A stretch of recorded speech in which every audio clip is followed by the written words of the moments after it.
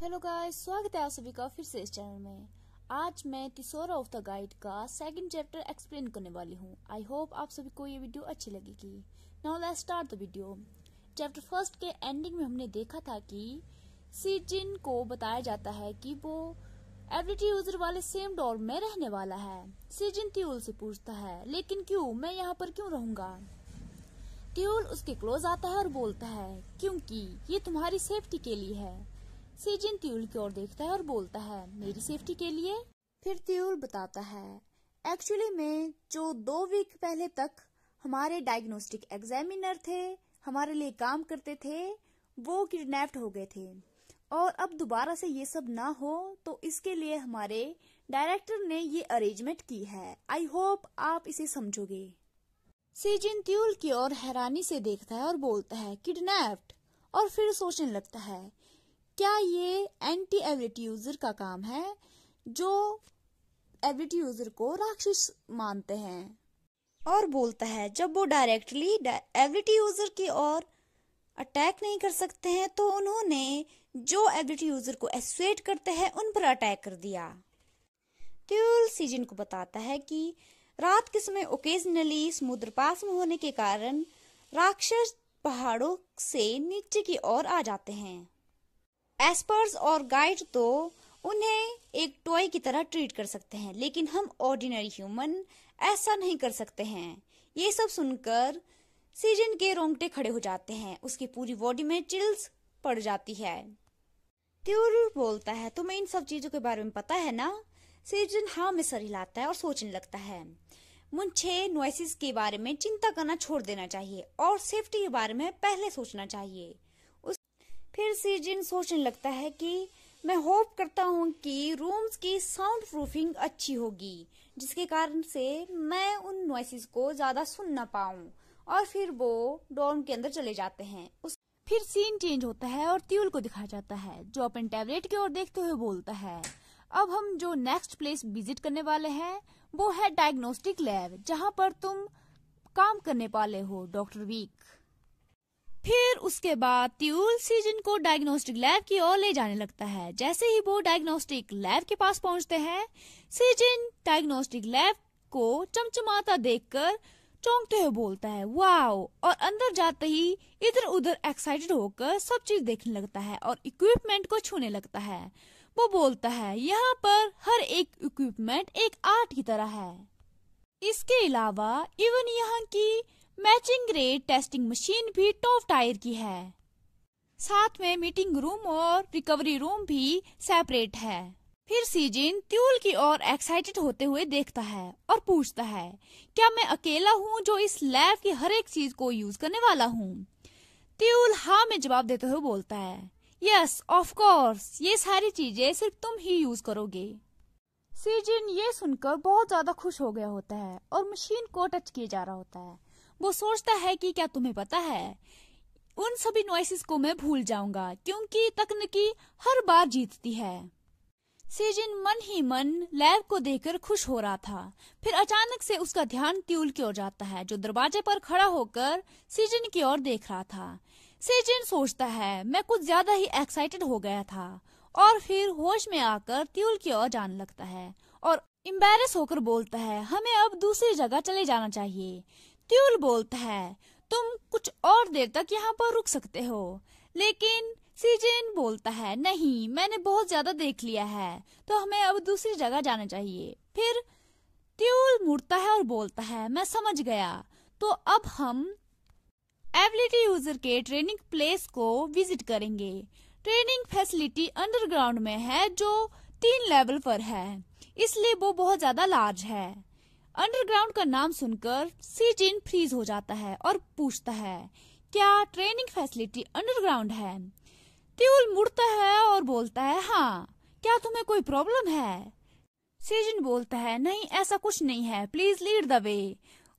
Season बहुत ज्यादा nervous लग रहा था। वो अपने गले में लगी हुई रिंग को पकड़ता है और सोचने लगता है कि मुझे अभी भी अंडरग्राउंड प्लेसेस से घुटन महसूस होती है, लेकिन इस बार मैं अकेला नहीं हूँ, तो मैं ठीक रहूंगा, राइट? फिर 10 साल पहले हुई घटना दिखाई जाती है, जहाँ पर सीजन बताता है कि 10 साल पहले जिस एक्सीडेंट से होकर मैं गुजरा हूँ वो यादें थोड़ी धुंधली है, लेकिन मैं उसे भूल नहीं सकता।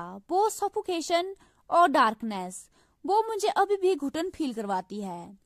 इन द एंड उस एक्सीडेंट ने मुझे क्लैस्ट्रोफोबिया से ग्रस्त करवा दिया, लेकिन उसी एक्सीडेंट ने मुझे यहाँ पर आने का रीजन भी दिया है।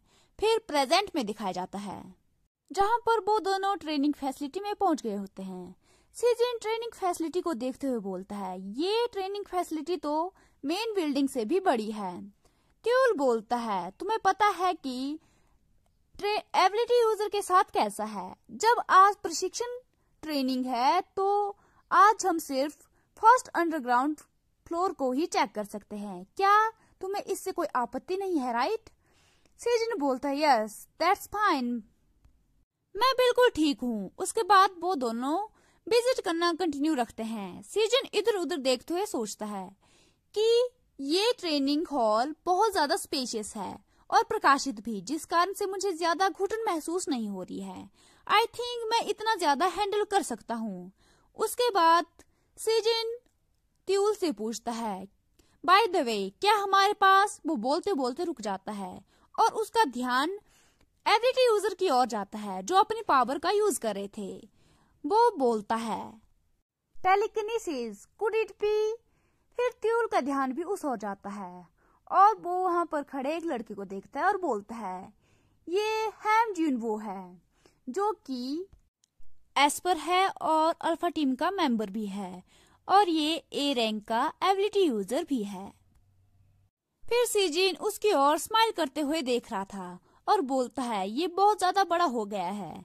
लास्ट टाइम जब मैंने इसे देखा था तो ये मेरी सेम हाइट का था। तभी ट्यूल उसकी ओर देखता है और बोलता है, क्या तुम इसे जानते हो? सीजन बोलता है, नॉट एग्जैक्टली, लेकिन 10 साल पहले इसने मेरी जान बचाई थी एक एक्सीडेंट में। सीजन फिर उस इंसिडेंट को याद करते हुए सोचता है कि ये वही लड़का है जिसने 10 साल पहले उस डार्कनेस में मेरी ओर अपना हाथ बढ़ाया था। मैं बिलीव नहीं कर पा रहा हूँ कि मैं अपने सेवियर से फिर से मिल पा रहा हूँ। फिर दिखाया जाता है जहाँ पर जुनवो ने सीजन को उस एक्सीडेंट से बचाया था। फिर ट्यूल सीजन से पूछता है, डॉक्टर बीक, मैंने सुना है कि तुम वॉलंटियर हुए थे F12 सेंटर में असाइंड होने के लिए। क्या वो हैम जुनवो के कारण था? फिर सीजन बोलता है, उसने मेरी जान बचाई थी तो मैं बस उस फेवर को वापस करना चाहता था, चाहे वो स्मॉल वे में ही क्यों न हो। उसके बाद सीजन ट्यूल से कुछ पूछना चाहता था लेकिन वो ऑकवर्ड फील कर रहा था। उसके बाद वो हिम्मत करके ट्यूल के थोड़ा क्लोज आता है और विस्पर करते हुए बोलता है, बाय द वे क्या हैम जुनवो ने बॉन्ड बना ली है? अगर उसने नहीं बनाई है तो कौन सा गाइड ऐसा है जिसकी हाई मैचिंग रेट है उसके साथ? फिर ट्यूल भी विस्पर करते हुए उससे पूछता है, तुम ये सब क्यों पूछ रहे हो? सीजन फिर बताता है, ये देखते हुए कि एस्पर और गाइड एक स्पेशल बॉन्ड शेयर करते हैं तो मुझे लगा कि ये इम्पोर्टेंट है। इसके अलावा ये हाई मैचिंग रेट एस्पर और गाइड को एक दूसरे से ऑब्सेसिव बना देते हैं। जितना हायर उनकी मैचिंग रेट होती है वो इतना ही ज्यादा ऑब्सेस्ड होते हैं एक दूसरे के, राइट? और अगर लोगों को पता चला कि एस्पर हैम जुनवो के प्रति मेरे मन में सॉफ्ट स्पॉट है तो ये चीजों को कॉम्प्लिकेटेड बना देगा, राइट? फिर ट्यूल बोलता है, गाइड थोड़े अनसेटलिंग हो जाते हैं, आनोरते।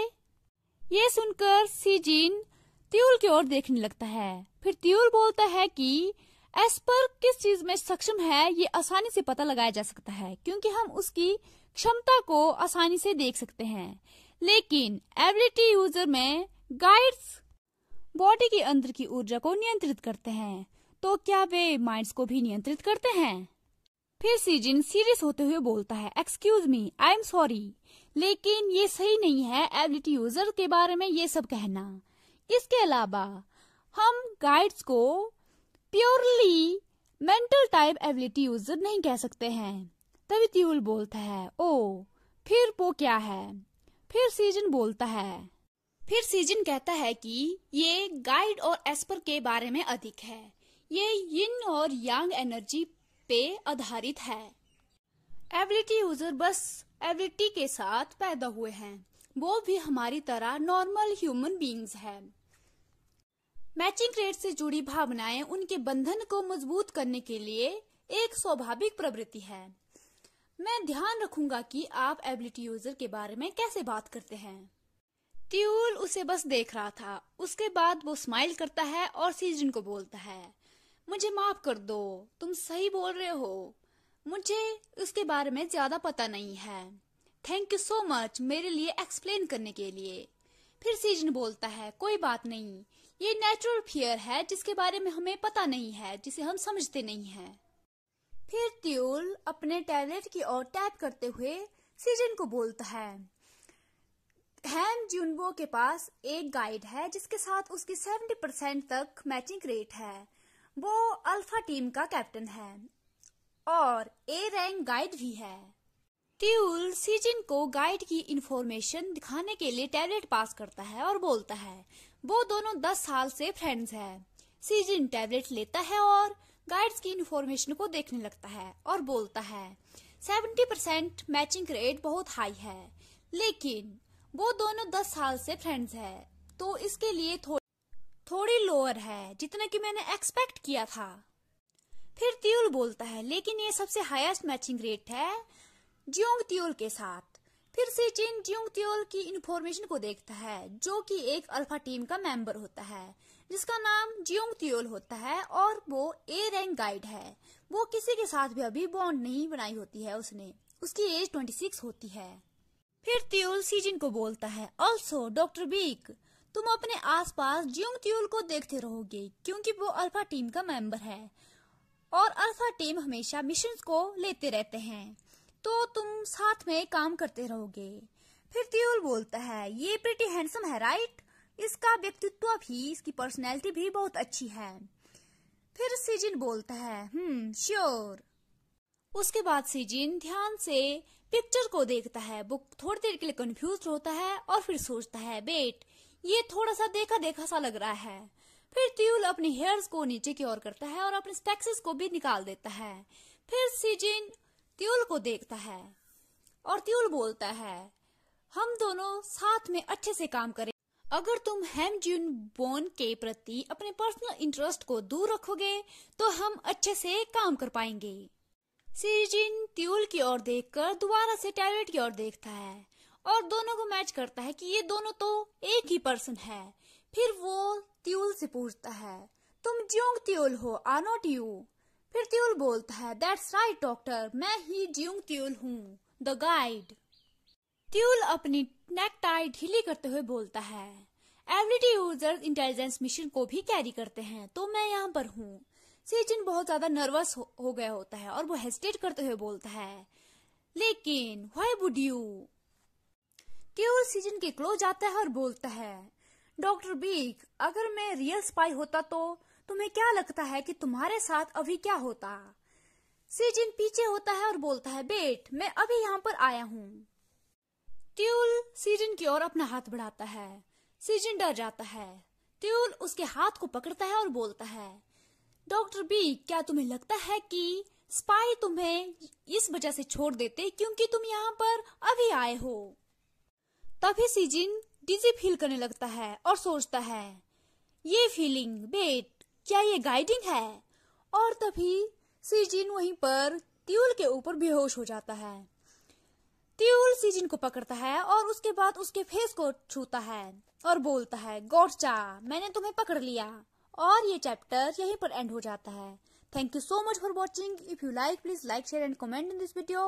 And don't forget to subscribe this channel. Thank you so much. Bye bye. Have a nice and great day.